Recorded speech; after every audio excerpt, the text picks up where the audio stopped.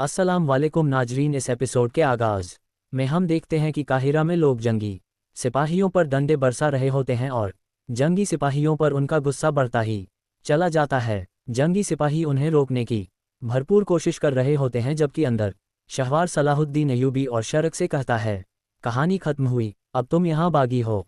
ये सुनते ही शेरक तलवार बेनियाम करने लगते हैं, मगर सलाहुद्दीन अय्यूबी उन्हें रोक देते हैं। फिर वजीर शहवार कहता है, रुको मत, अपनी तलवार खींचो, तुम्हारे सिपाही भी तलवारें चलाएं, लेकिन ये जान लो कि इसके बाद बाहर मौजूद मिस्र के लोगों की बारी आएगी। जो खून बहेगा वो मुसलमानों का खून होगा। अगर तुम यही चाहते हो तो शाबाश, रुको मत, तलवारें निकालो। ये सुनकर शेरक गुस्से से कहते हैं, तुम शैतान कहीं के, छोड़ो सलाहुद्दीन, छोड़ो मुझे, यहाँ इसका गंदा खून बहाने दो। मगर सलाहुद्दीन अय्यूबी कहते हैं, इसका कोई फ़ायदा नहीं होगा चाचा, ये भाइयों का खून बहाने का सबब होगा।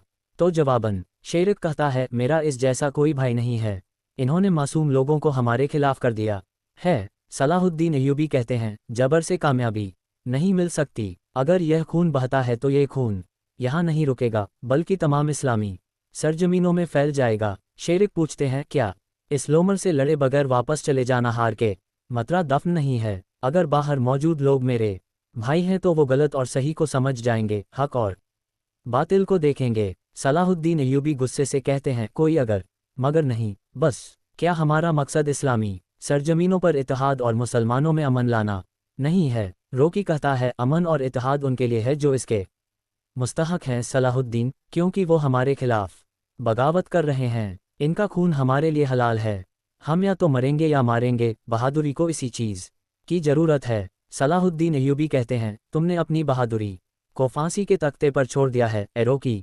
वजीर शहवार हंसते हुए कहता है, अफसोस दर अफसोस, अजीम सुल्तान नूरुद्दीन जंगी के बहादुर अमीर एक दूसरे से लड़ रहे हैं। मिस्र एक नाजुक आशिक है और इस नाजुक आशिक का वाहिद मालिक सिर्फ मैं हूँ। तुम्हें अब तजुर्बा हो गया होगा। वो अपने ताज पर मौजूद पंख दिखाते हुए कहता है, अमीर शेरक, ये मिस्र के कर्ता धर्ता का इंतकाम है।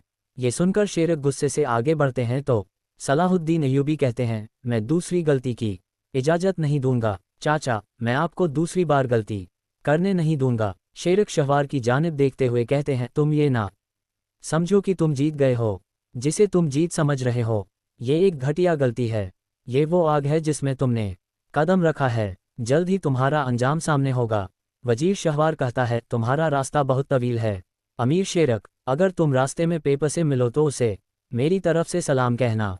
शाबाश, सलामती के साथ जाओ। दूसरी जानिब कुद्स में इमलक बालन से कहता है, हम आप से ये तवक्को नहीं कर रहे थे बालन, ये वाकई हम सब के लिए बड़ा धज्जा का है। बालन कहता है, यकीन मानिए मेरे लिए भी ऐसा ही है, लेकिन ये जिंदगी है। कहानी आगे इसी तरह कुद्स और काहिरा के हालात, सलाहुद्दीन अय्यूबी की सब्र और हिम्मत, शहवार और उसके षड्यंत्र, बालन और बाकी के दरबार के मुजाकरे के साथ आगे बढ़ती है। नाजरीन, इसके साथ एपिसोड भी ख़त्म करते हैं। मिलते हैं बहुत जल्द अगली एपिसोड के साथ। वीडियो को लाइक कर दें और जिन दोस्तों ने अभी तक चैनल सब्सक्राइब नहीं किया वो जल्दी से चैनल सब्सक्राइब कर दें और बेल आइकन यानी घंटी वाले निशान को भी प्रेस कर दें ताकि आने वाले एपिसोड्स आपको आसानी से मिल सकें।